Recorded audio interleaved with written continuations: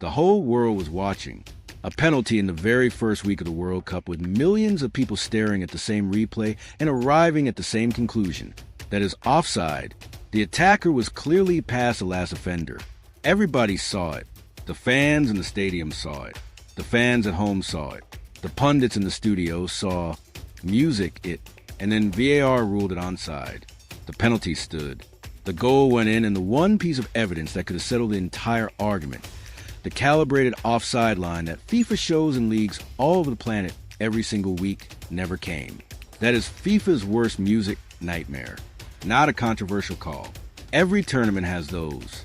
The nightmare is a controversial call that nobody is allowed to check, broadcast live to the entire world by an organization that has already spent 3 days torching every ounce of trust it had left. So let's go through exactly what happened, because this one is bad. It was Qatar against Switzerland at Levi's Stadium in the San Francisco Bay Area. Early in the match, Swiss striker Briel Embolo went down to the spot to take the first penalty of the entire World Cup. The penalty came after Remo Freuler was brought down by Qatar's goalkeeper, Mahmoud Abu Nada, on the contact alone. Fair enough, the keeper clattered him. But here was the problem. The replay seemed to show that Freuler was clearly offside before that collision ever happened. VAR took a look. Monitors around the stadium showed the check was happening. After a long delay, the decision came back onside. Penalty confirmed. Embolo scored. And then everyone waited for the line. The graphic. The calibrated freeze frame that drops 2 colored lines on the pitch and ends every offside debate in 2 seconds. The thing you see in the Premier League every week. It did not appear on Fox in the United States. It did not appear on the British broadcast. It did not appear in Spain. Nowhere on earth did the viewing public get to see the evidence that supposedly proved this was the right call. The line never came. So the fans did what fans do. Music, they erupted. On X, the verdict was nearly unanimous. German-speaking supporters were calling it the biggest wrong call of the tournament so far, flatly declaring it was offside. Others called it the first refereeing scandal of the World Cup. One simply asked how on earth that was not offside. Thousands of people looking at the same frames, certain of what they were seeing, and FIFA sitting on the one tool that could prove them wrong, showed them nothing. And then the pundits went off. Gary Neville, live at halftime, did not hold back. He pointed out that FIFA is the host broadcaster, that they have the semi-automatic decision in their hands, that they could show it instantly, and they were not.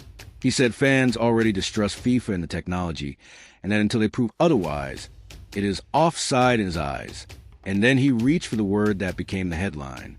He called it like a dictatorship, an organization that holds the evidence internally and refuses to show it to fans of the countries actually playing. Ian Wright was just as blunt, asking why we had not seen the semi-automatic line, saying the player looks offside, and landing on a single word, scandal. They do what they want, he said, sitting in their office. Now, here's where FIFA made it worse by trying to make it better. About 3 hours after the match, FIFA released a statement, and the explanation was, of all things, a technical glitch. They said a brief technical outage had prevented the onside animation graphic from being generated, that the issue was quickly resolved, that the VAR's actual workflow was never affected, that the review followed normal procedure, and that the lines the officials used showed no offside. They even posted 2 images to back it up. Read that carefully, because it's extraordinary. FIFA's official position is a camera that shows you the proof broke, but trust music. Us, the proof exists, and it says we were right. Music, the evidence that could have killed this controversy in the moment it mattered, live on the broadcast while the world was watching, was unavailable precisely when the world needed it. Music, and only surfaced hours later, after the goal was scored, after the result was shaped, after the damage was done. Saying we had the line, it just did not show, and also to agree with us, is not transparency. It's a note from FIFA excusing FIFA. And after the week these people have had, nobody is in the mood to take their word for anything, because that's the real story here. This isn't one bad night in isolation. This is day 3. 3 days, and look at the pile this VAR mess just landed on top of. The ticket prices that priced out ordinary fans before a ball was kicked. The empty seats, including this very match. where FIFA announced a crowd of 67,966, just shy of capacity, in a stadium that looked about three-quarters full with gaps dotted through all four tiers, explained away with the same line about fans standing in the concourses. The travel ban shutting out supporters from around 40 countries. The players and team staff pulled aside, searched, and held at the border. A World Cup referee, FIFA's own selected official, denied entry and sent home before he could officiate a single match. Brick after brick after brick, all in 72 hours. All building the same wall. An organization that asks for your trust while doing everything in its power to lose it. So, when the offside line did not appear on Saturday, here is what did not happen.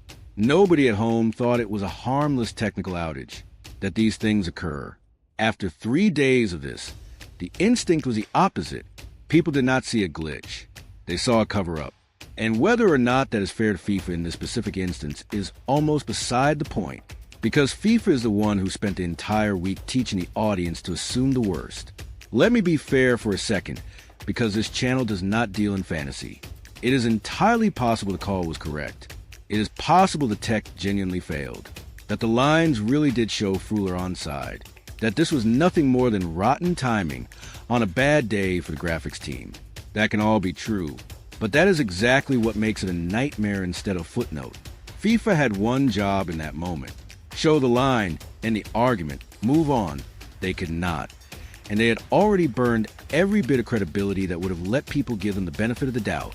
When you have spent 3 days as the villain, you do not get to suddenly play the trustworthy narrator. Qatar, for what it's worth, struck late to grab the first point in their World Cup history. A genuinely great story buried under the noise. And that's the saddest part.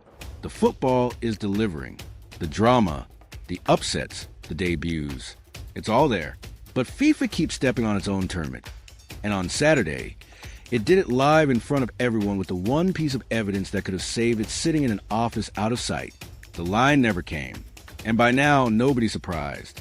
So, what do you think? Honest technical failure? Or exactly the kind of trust this FIFA hasn't earned? Drop it in the comments. I read everyone. A like genuinely helps more than you'd think.